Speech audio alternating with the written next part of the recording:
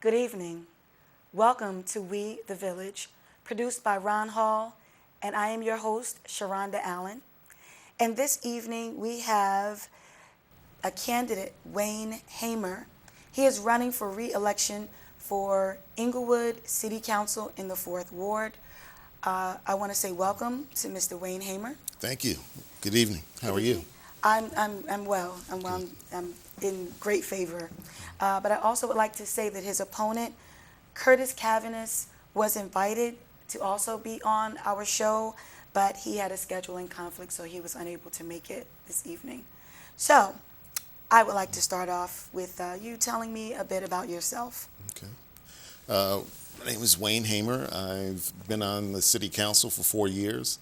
I live in Inglewood, of course, and am married, have 2 sons, both of whom are grown, and I work in financial services, but that's, I guess, enough for a starter.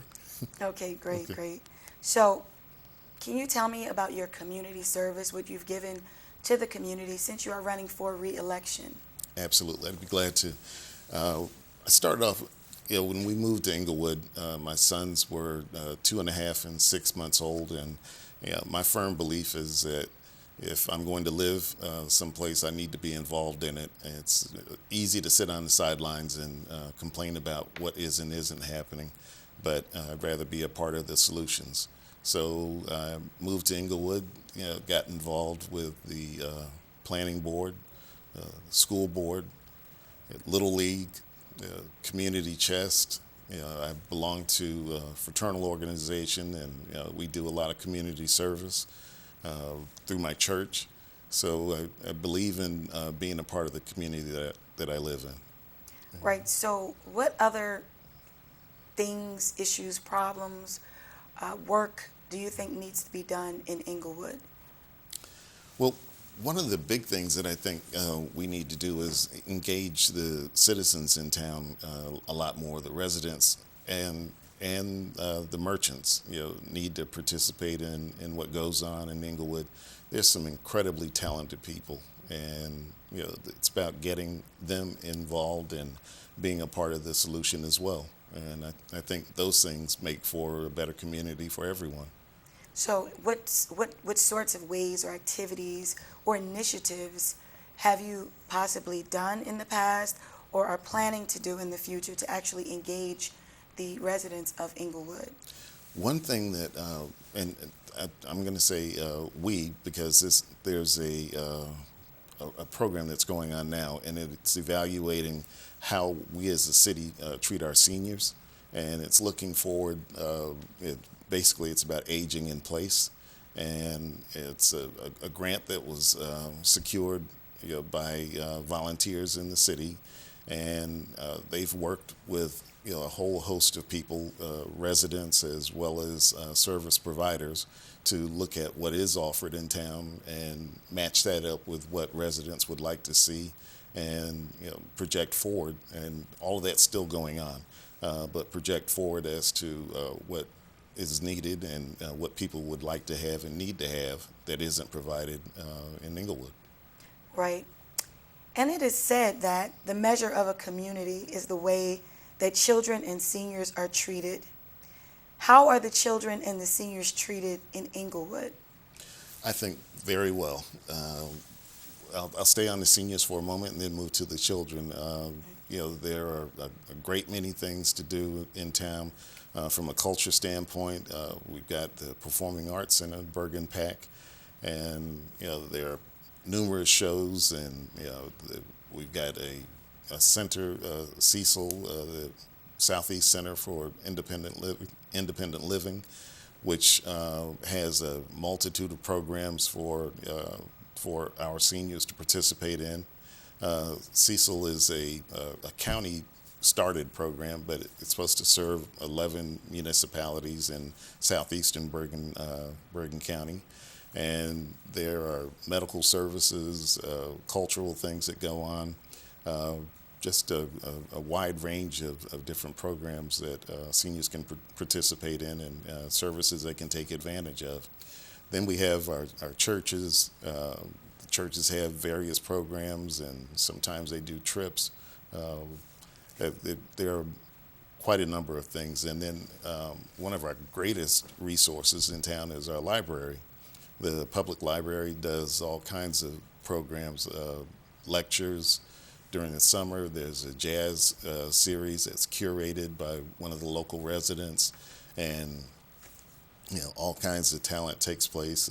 There's jazz under the stars, and people come and bring their blankets or lawn chairs, and a bit to snack on, and sit and enjoy jazz under the moonlight.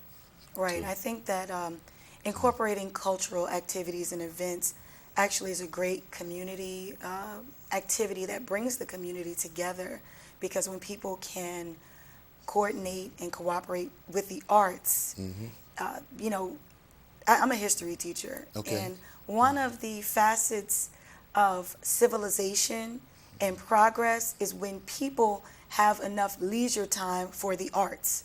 Yes. So when you have time for the arts and you have activities in the arts, it's a sign of progress. It's a sign of a vibrant, lively city.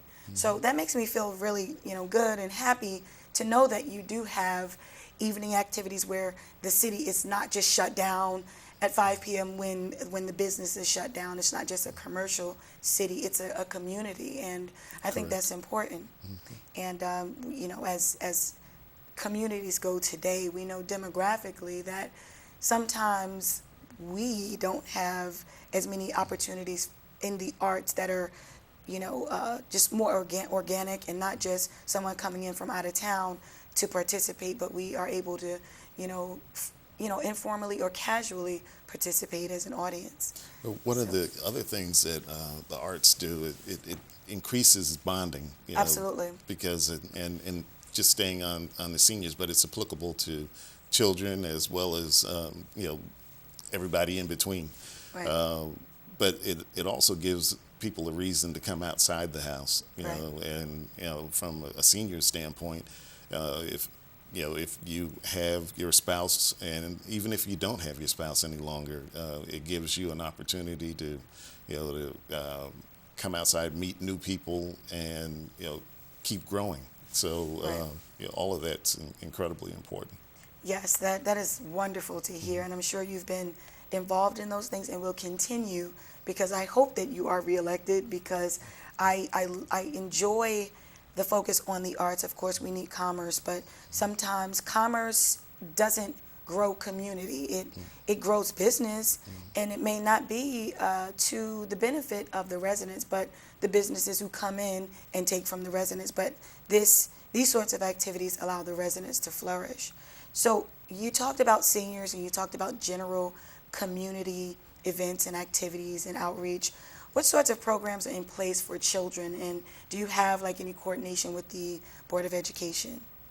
So I'll start from the back and work forward. No problem. With regard to the Board of Education, we all have a connection to the Board of Education, and I wish that we had greater connectivity with the Board of Education, because there are three pieces that have to work in order for education to flourish.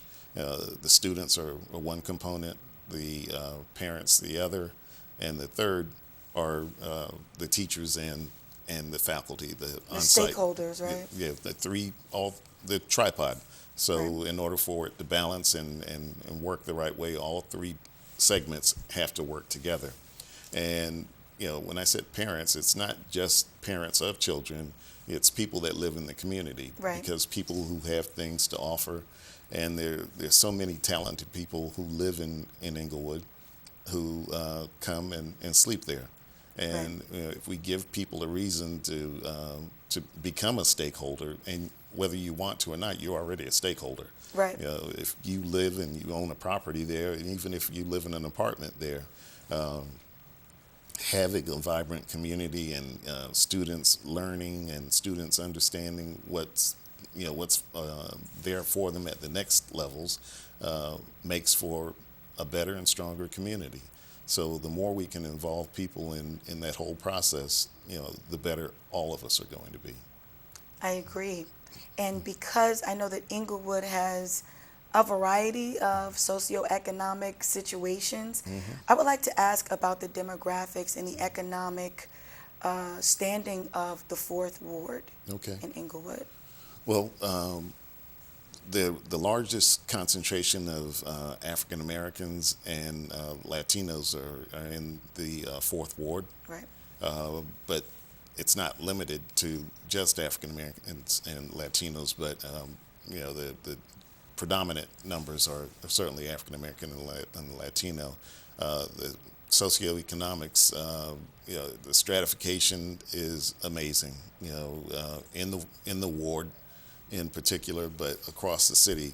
Inglewood's a small city, a very small city with 5 square miles, just under 5 square miles. But from stratification, we've got people at every rung of the economic ladder, and the cultural diversity. We're probably one of the most diverse municipalities in Bergen County, and again, stratification of the economics is incredibly diverse.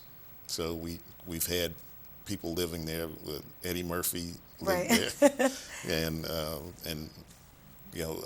a host of other entertainers and people that are incredibly well off, and others who aren't as much. So Right. it's every rung, literally every rung. Right, and I know that about Eddie Murphy being from New Jersey, and I remember as a kid, I probably shouldn't have been watching Eddie Murphy comedy specials, but he talked about being from New Jersey. I don't know if his family was from Teaneck. Well, actually, I think his family, he grew up in New York, and he moved to Inglewood as an adult and Okay. with his family. So Oh, okay. so he lived in Inglewood for a number of years and has since moved. I think he is now in California. But there have been quite a few Hollywood actors and actresses who have lived in and are from Inglewood. Absolutely, I've definitely heard that, and I'm from East Orange. I live in Okay. East Orange, and we have so many celebrities from New Jersey, Essex County, East Orange, Irvington, Newark, West Orange, Delroy Lindo, an actor. I see him at Whole Foods in West Okay. Orange, and Okay. it's really nice. So, Delroy lived here for a little while, lived in Inglewood for a while. really, this is Yes. the place to be, huh? And in that vein, are there any programs or any initiatives that have happened, or you could foresee where you may want to bridge the gap with many of those who are in that social stratification, who may not be as, what's the word I'm looking for, not as affluent, to have connections with the more affluent members of the community, and maybe do some partnerships or interactions or mentoring of some sort? Well, there are a number of things that go on, and we certainly need more. It makes a real difference if people find ways to engage and be with each other. If there are reasons to talk, because if people keep talking, then you find out that there's a whole lot less difference in who you are versus someone else. So there are things that the easier things are Little League. Right. We have a vibrant recreation system in town. We need more, of course. We have our junior Raiders have that's our football team, Right. but the junior Raiders have been champions for the last 3 years, I believe it is now. Is that a Pop Warner team? It's not quite Pop Warner, but it's we've got an A, B, and C level teams. So it's Okay. the very small kids that are young men in this case who are playing football, and then there are 3 tiers, but they've been champs for the last 3 state champs for the last 3 years. So quite proud of that. And there, programs. As I said, we have Little League baseball. We've got football. We even have golf programs. Excellent. So there are quite a number of different things. Great. And I'm glad that you mentioned the recreation for the young people. That is something that every city should definitely be investing in, because when our students are, come out of school, they need other programs that will balance them out. They need extracurricular activities. They need physical activity, because many of the students in this generation are stuck on these video games, a lot of Yes, they are. electronics, and they have this sedentary lifestyle. And even if they do not appear to be obese, they can, become unhealthy with high blood pressure. Sure. They could develop diabetes. So I think that's very important, and I'm grateful that you are continuing to help your city to roll out these programs. So does Inglewood actually have plans for a community center? If so, when? And if not, why not? Well, the sad truth is we don't have a community center, and we absolutely need one. But community center isn't just going to happen because I want it. It's got to be something that most of Inglewood wants. So the different constituencies in town, and as I said, Inglewood is incredibly diverse and incredibly stratified along the economic ladder. So we've got to do a better job of bringing those constituencies together so that we can dialogue and figure out where the common ground is, and then from there we can move toward having a community center.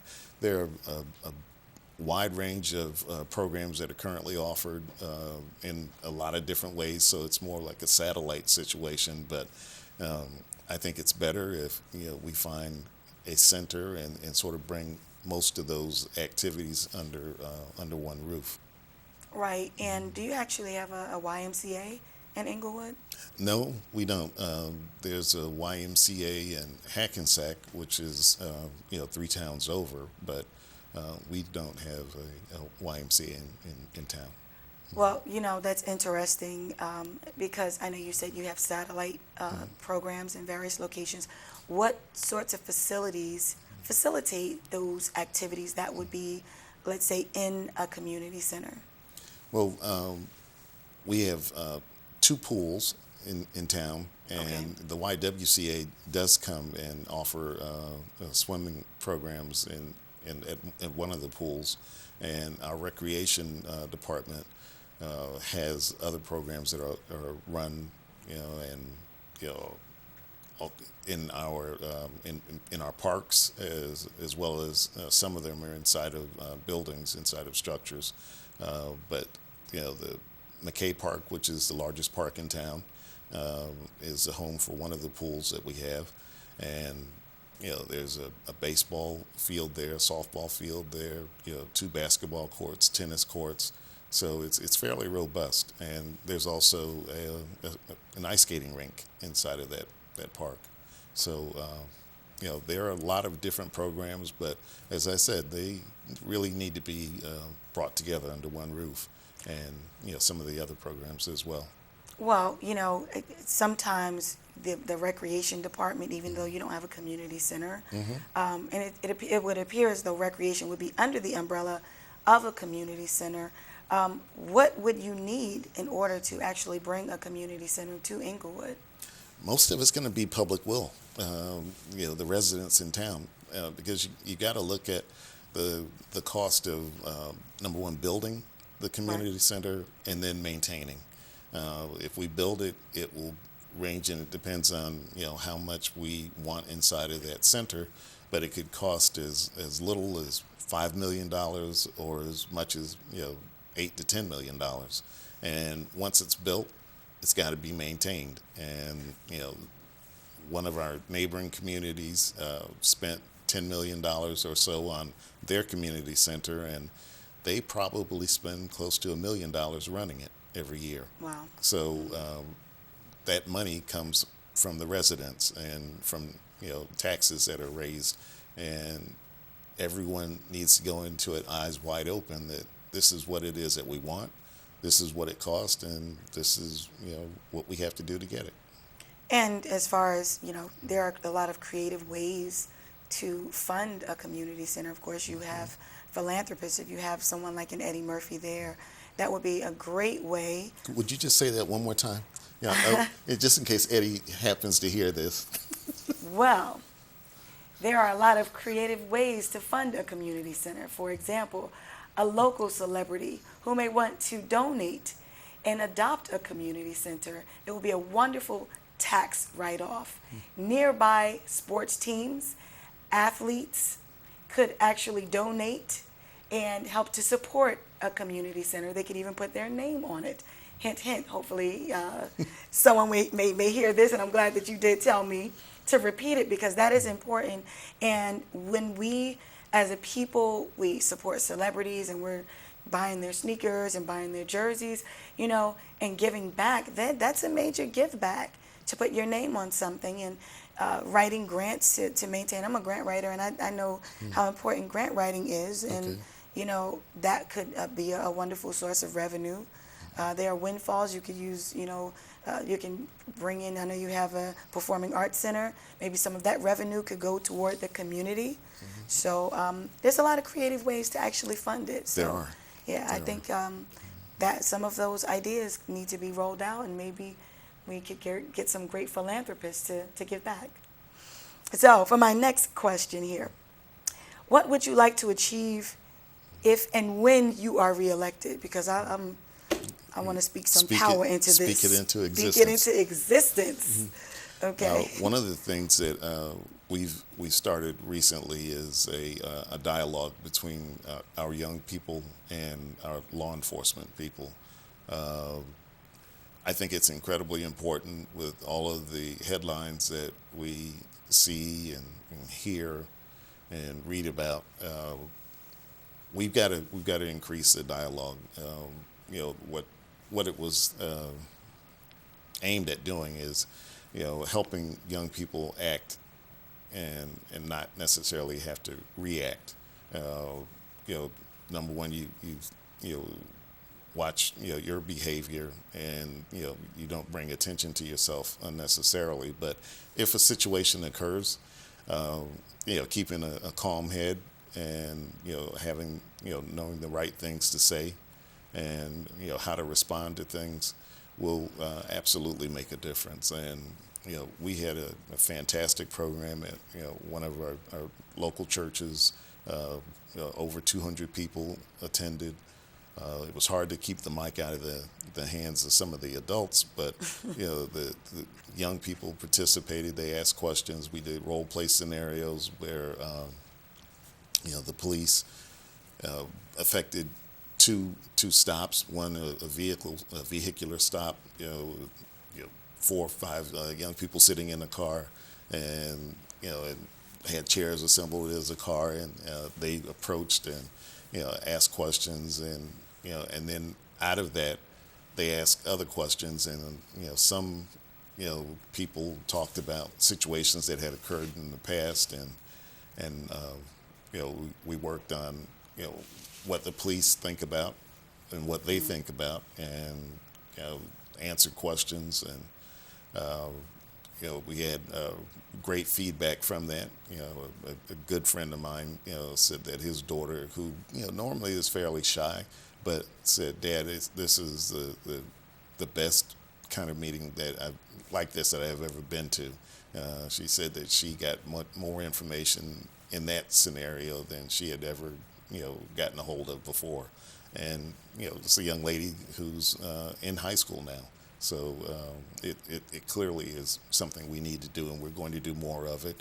We have the program set up, where our law enforcement and some of the adults in the community are going to meet with the young men at that Junior Raiders football program and have a dialogue with them.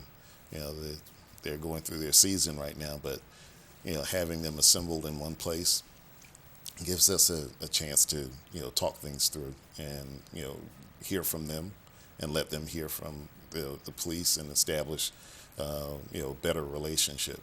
One of the things that we're starting in the schools is a safe corridors program. There have been situations where bullying has occurred, and it's every community has to deal with that. But establishing corridors where the police will be, and parents will know that these are the ways that their children go to and come from school. Right. Makes things a lot safer. More eyes are on what's going on. So, just trying to increase and better relationships between young people and adults. So. Those programs sound so amazing, and I think they should be expanded to other communities. And, as you're talking about the scenarios and the role play, I think about some of the TV shows that, encourage young people to behave in a ratchet way, or Right. be impulsive, or, be very angry and non-constructive. And we have to counter those images. We have to counter that imagery, because they look at those shows, and I don't want to say them because I don't want to have anybody be upset with me and say, oh, you mentioned my show. But we have to be honest about the damage that is done from media. We have to be honest about the damage that is done through the music that our kids listen to. You're So, right. You're absolutely right. Yeah. So I'm just so grateful for that. One of the programs that we're trying to reestablish, we used to celebrate Inglewood Day in early June. We've gotten away from that, but we are moving, we're quickly moving back to reestablishing Inglewood Day. And along that line, we've got a program called Family Day. And Right. Family Day, is just the next step to get us back to where it used to be, a full-blown celebration of Inglewood. That sounds beautiful. Let's try to wrap it up. I Sure. want to just ask you, what are you most proud of? I'm hearing so many wonderful things, and I feel like I want to move to Inglewood. You do. So You yes, do, and you should.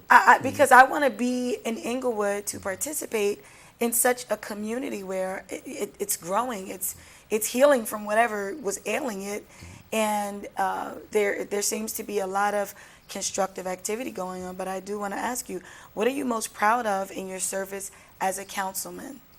Honestly, the thing that gives me the greatest benefit is helping people get things done that they need to do, whether they're able to do it on their own or need some assistance. Trying to make a difference in someone's life. This is not about me. This is taking care of where I live. Right. I think that's great. And are there opportunities for residents to get involved in making these improvements, or helping to make decisions? Absolutely. Volunteerism, is the easiest way. Find something you're passionate about, Right. and let's figure out a way to get it done.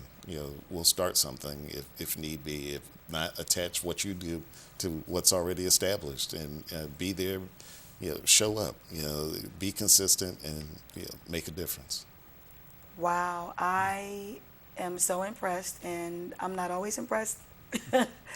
And I just want to say thank you, Mr. Wayne Hamer, for coming here to our show. And this, oh my goodness, I'm so grateful for you as a community leader.